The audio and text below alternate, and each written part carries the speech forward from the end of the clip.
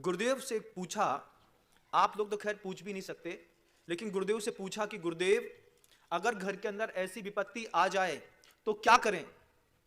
अगर मान लीजिए बच्चा बीमार है, बच्चा पैदा नहीं होता है, बच्चा पैदा होकर मर जाता है, संतान पैदा करने की ताकत नहीं है, घर के अंदर संपत्ति नहीं बढ़ती है, घर के अंदर बच्चियों का विवाह नहीं हो रहा है, घर के अंदर लोग अपमान करते हैं, ऐसी परिस्थितियां बिगड़ जाती हैं, प्रतिकूल चिंतन का वातावरण बनता है, सब कुछ उल्टा पुल्टा होता है। भगवान उस समय क्या करें। आचार्य जी के पास ऐसे ऐसे क्वेश्चंस आते हैं बंधुओं, और उत्तर ऐसे शानदार रहते हैं गुरुदेव के। गुरुदेव बोलते हैं अगर चाहते हो कि सुरक्षित जीवन पूरा जी के निकल जाऊं तो सबसे पहली बात असाता से बचो। 4 शब्द हैं गुरुदेव के। पहला क्या है? असाता से बचो। मैं किसी के लिए जीवन में असाता पैदा नहीं करूंगा। आज आपके जीवन में हो गई तो महाराज के सामने आके पूछते हैं महाराज हमने कौन सा कर्म किया था, तो भैया तुमने किया था तब तो तुम्हारे पास उदय में आ रहा है, हमने किया होता तो हमारे जीवन में उदय में आता और आएगा। जो हमने पाप किए हैं वो हमारे जीवन में उदय में आएंगे, जो आपने पाप किए हैं वो आपके जीवन में उदय आएंगे। लेकिन अभी तो तुम ये सीखो कि ग्रंथों में जो ग्रंथ बच गए हैं उस ग्रंथों में से तुम्हारे जीवन विकास के क्या सूत्र हैं। अगर घर के अंदर चाहते हो संतान समय पे हो, बच्ची हमारे अंडर कंट्रोल में रहे, व्यवसाय सही चले, भोजन सही चले, स्वास्थ्य सही चले, किसी भी प्रकार का दुख रोग शोक ना हो, उसके लिए गुरुदेव कहते हैं असाता से बचो।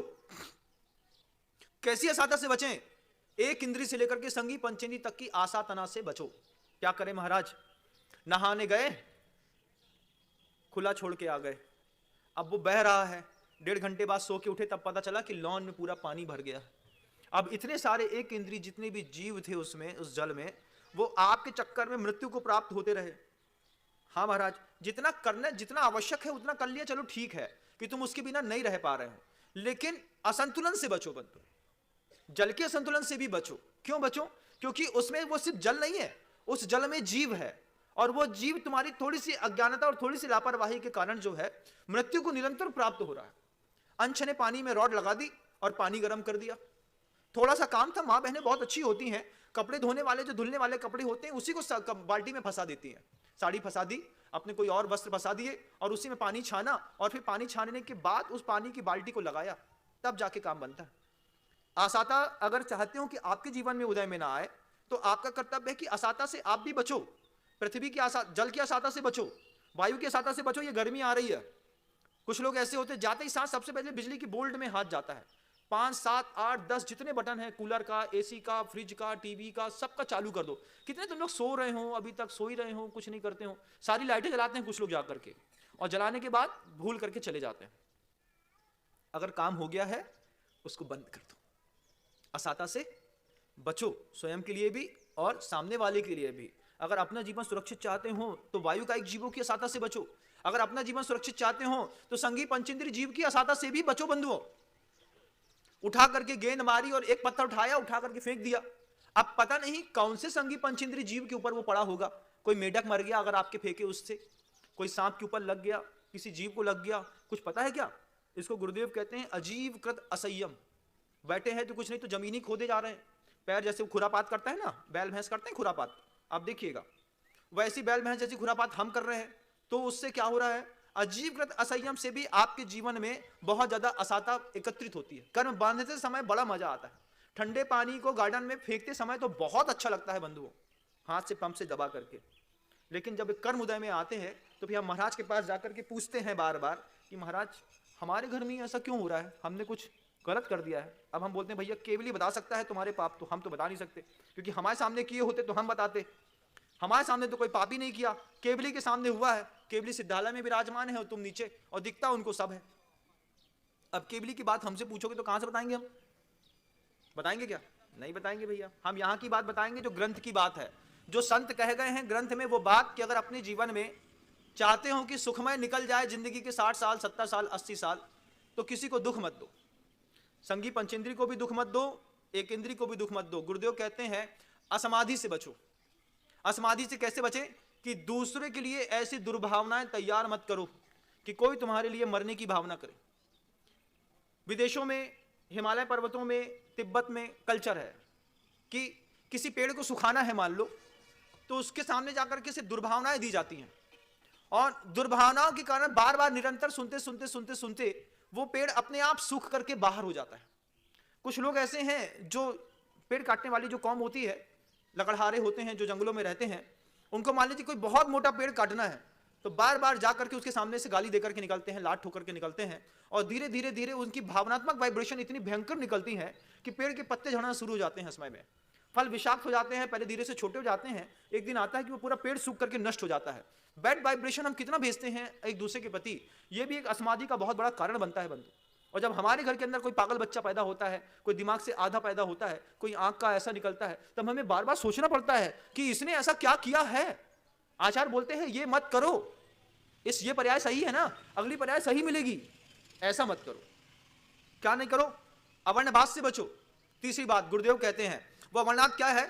झूठा आरोप प्रत्यारोप करना बंद करो।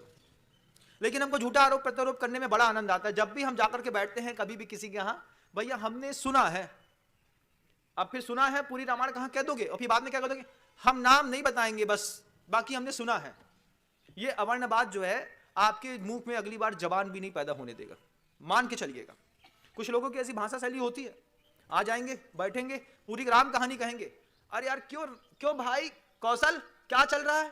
हाँ ऐसा, हाँ पिताजी आइए, बढ़िया सब अच्छा चल रहा है। हमने सुना है भाई कि अब देखो तुम बुरा नहीं मानना तो हम बात कहें, क्षमा करो पहले से, हाँ पहले हम माफी मांग ले रहे हैं इसे। भैया बोलो ही मत ऐसी बात, जिस बात को बोलने से पहले तुम क्षमा मांग रहे हो उस बात को अपने मुख के अंदर रखो तो ही अच्छी है, क्योंकि तुम्हारी उस क्षमा वाली बात में किसी का अवर्णवाद निश्चित रूप से छुपा है। जो व्यक्ति सबसे पहले ये कहता हो तुम बुरा ना मानो तो एक बात कहे, उसके मुंह में बोलो तुम बात ही मत कहो, पहले से उसका मुंह बंद कर दो।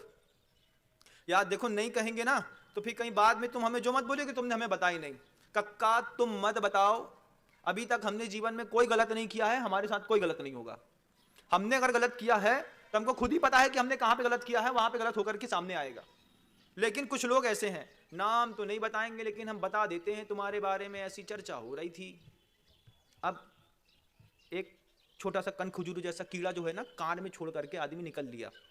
अब वो बेचारा व्यक्ति घुन रहा है, सतना वाली बाई ने हमारे लाने ऐसो बोली थी, जबलपुर वाली ऐसी बोल रही है, और जा मऊरानीपुर वाली तो बिल्कुल नहीं छोड़े हमें, जब देखो तब ही हमें काटत रहे थे।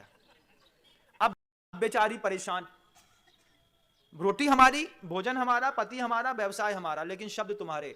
इस तरीके का कान में जो जहर उंगलते हैं फिर उनके कान में बाद में मशीन लगती है। बोले क्या दादा सुनाई दे रहा हूं? क्या बोल रहे बेटा, हमें सोई नहीं सुनाई दे। क्या नहीं देता दादा? क्योंकि तुमने कभी किसी के कान में जहर उंगला था। आज तुम्हारी इंद्रियां काम करना धीरे धीरे धीरे धीरे बंद कर रही हैं। अंत में गुरुदेव कहते हैं अंतिम एक शब्द का और ध्यान रखो, अगर जीवन में सुख से जीना चाहते हो तो अहंकार से भी बचो। अहंकार से कैसे बचो भैया? अभी देखो तुम लोग अभी हंसने लगोगे, हम थोड़ा सा बोलेंगे तो भी हंसोगे, बोले हाँ महाराज ये ठीक कही, सौ धर्मेंद्र की बोली ले ली तो फूल के गुप्पा मत हो जाइयो। कितने लोग हंस रहे हैं? वो तो हमने पहले से बैन लगा दी, ये से तुम लोग नहीं हंस रहे, नहीं तो हंसते। लेकिन फिर भी कहते हैं कि अगर बहुत लंबा चौड़ा दान दे भी दिया है तो भगवान से प्रार्थना करो कि भगवान ये हमारी सामर्थ्य अभी हमने बहुत कम दिया है, अगली बार कोई ऐसा मौका मिले कि चक्रवर्ती जैसे संपदा छोड़ करके जाता है, ऐसे मैं अपनी संपदा छोड़ करके यहां से जाऊं। अहंकार से भी बचो बंधुओं। गुरुदेव को मैंने देखा, जब गुरुदेव से कहा किसी ने कि हम ही ने कहा था, मुझे याद है कि जब आचार्य जी कुंडलपुर में नीचे बैठे थे और मैंने ऊपर की पूरी वंदना करके आया, उस समय नीचे का कुंडलपुर का बीच का वो पूरा भाग खुल गया था जो चैली से बंधा था। मैंने गुरुदेव से कहा गुरुदेव एक बार ऊपर चल के देख के आइए, आपने क्या सुंदर चीज बनाई है। ऐसे ही हंस के मैंने गुरुदेव से कहा कि गुरुदेव एक बार देख के आइए, क्या सुंदर, कितना भव्य, कितना अतिशयकारी, ऐसा लग रहा है जैसे बहुत बड़े राजा के महल में आ गए हैं, आप चल के एक बार देखिए आपने क्या बनाया है। गुरुदेव आंख से आंसू निकाल करके मेरी उस उत्साह को देख रहे थे और रोते हुए कहते हैं कि मैंने नहीं बनाया विनम्र, बहुत सारे लोगों के मंगलसूत्र उस मंदिर को बनाने में लगे। गुरुदेव के वो शब्द हैं, गुरुदेव कहते हैं कि मंदिर मैंने नहीं किसी और ने बनाया है। बोले जनता ने कितना भरोसा, कितना विश्वास और सबसे बड़ी बात कितना धैर्य रखा है अपने मंगलसूत्र के परिणाम को देखने के लिए। आज आप कह रहे हैं कि वो खुल गया है, मैं कोशिश करता हूं, मेरा शरीर साथ नहीं दे रहा। गुरुदेव उस वक्त मुझसे कह रहे थे कि यही बड़े बाबा हैं, जब मैं कुंडलपुर आता था तो सुबह और शाम 2 बार दर्शन देते थे। आज मेरे ऐसे पाप कर्म का उदय आ गया कि 1 महीना हो गया मुझे बड़े बाबा के दर्शन नहीं मिले। सोचिए इतने बड़े महान संत होने के बावजूद ऐसा कहते हैं कि मेरे कैसे कर्म का उदय है कि मैं कुंडलपुर के अंदर रह करके भी बड़े बाबा के दर्शन नहीं कर पा रहा हूं। गुरुदेव कर्म नहीं छोड़ता बंधु, और लेकिन गुरुदेव की वो निष्प्रह वृत्ति देखिए आप, कि जिसमें गुरुदेव कहते हैं कि मंदिर मैंने नहीं बनाया, कितने सारे लोगों ने इसमें दान दिया है, कितने सारे लोगों के मंगलसूत्र हैं, प्रॉपर्टियां हैं, जमीन जायदाद हैं, हीरा मोती पन्ना माणिक हैं, पता नहीं चांदी की पायलें, पता नहीं क्या क्या पड़ा है बड़े बाबा के मंदिर में। आज उनका धैर्य साकार हो गया, आज उनकी साधना साकार हो गई। हमने कहा गुरुदेव आपने कमाल कर दिया। बोले कमाल मैंने नहीं कर दिया, कमाल तो उस माँ ने कर दिया जो मेरे सामने आकर के अपनी चैन छोड़ करके चली गई थी। महाराज हमारे गले में कछु काम की नहीं है, बड़े बाबा के चरणों में चढ़ा दियो। उसका असर है बंधुओं। लेकिन दुनिया कहती है आचार्य जी ने बनाया, गुरुदेव कहते हैं ये बड़े बाबा का मंदिर मैंने नहीं, आप लोगों की भक्ति और श्रद्धा ने बनाया है। और ये इतिहास भी आप लोग लिखने का प्रयास करेंगे।